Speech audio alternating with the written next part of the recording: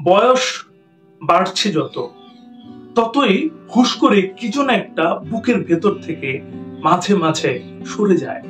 সেদিন ভেতরের রাস্তা দিয়ে একা ফিরছি, দেখি একটি স্কুল ইউনিফর্ম পরা মেয়ের পাশে সাইকেল নিয়ে একগুচ্ছ গোলাপ হাতে একটা বাচ্চা ছেলে ঘেঁষে দাঁড়িয়ে আছে। মেয়েটির মাথা নিচু, ছেলেটি মনে হয় অনেক কষ্টে মেয়েটির কোড়ে আঙ্গুল ছুঁয়েছে। জানি না কেন যেন চোখ ভিজে গেল। সারাটা রাস্তা ঝাপসা চোখে বাড়ি ফিরলাম। হাতে জিনিস থাকলেও একা একা গেট খুলতে খুব অসুবিধা হয়। একটা ডিম সামান্য গুঁতোয় ফেটে গেল, ওটাকে আগে ভাজতে হবে এমন ভাবতে ভাবতে ওপরে এলাম। জিনিসপত্র গুছালাম, নিজে কফি বানিয়ে কফি খেলাম। কিন্তু ওই মেয়েটির সলজ্জ চোখের ছবি মাথা থেকে কিছুতেই বেরোলো না সারাটা দিন। আরেকদিন ট্রেনে বসেছিলাম, পাশের লাইনে আরেকটি ট্রেনের জানালার পাশে আমার বয়সেরই হবে এক ভদ্রমহিলা। তাকালাম, তারপর ট্রেন ছেড়ে দিল। যত দূর দেখা গেল দুজনেই তাকিয়ে রইলাম। হয়তো তার বাড়িতে স্বামী, মা, সন্তান অপেক্ষা করছে, হয়তো স্টেশনে নেমে ফুল কিনে বাড়ি যাবে, হয়তো রোজই এই ট্রেনেই যায়। এসব ভুলভাল ভাবতে ভাবতে বাড়ি এলাম। কলাপসিবল গেটের ভেতরে ঘড়ির ফিতে আটকে যায়, খুলতে গিয়ে খুব অসুবিধে হয়।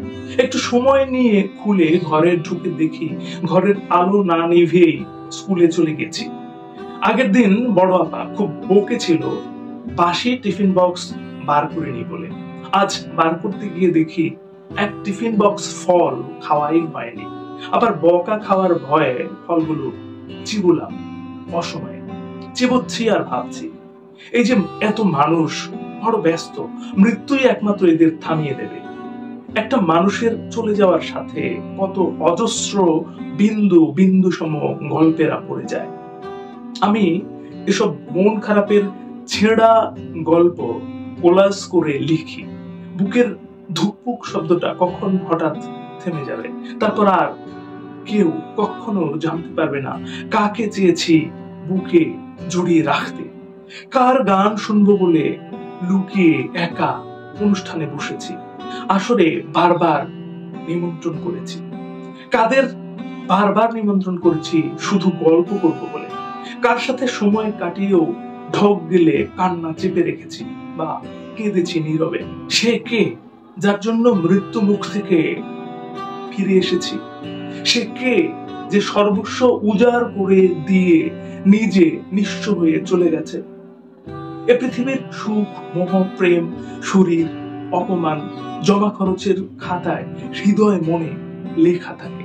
একটা মানুষ পুরোপুরি যায়, তবেই সবটা যায়, সবটা। একটু আবেগের কথা বলে ফেললাম। আপনারও কি এমন হয়? হলে কাছের কাউকে বলুন, শেয়ার করুন, দেখবেন হালকা লাগবে। ভাববেন না যে আমি আপনাকে জ্ঞান দিচ্ছি, সত্যি বলছি হালকা লাগবে। শেষ করি তার আগে একটি কথা মনে করিয়ে দিই, এই পৃথিবী তাকেই সম্মান দেয় যে ইউনিক কিছু করতে পারে। ইউনিক কিছু করুন, ভালো শুনুন, ভালো থাকুন। ধন্যবাদ।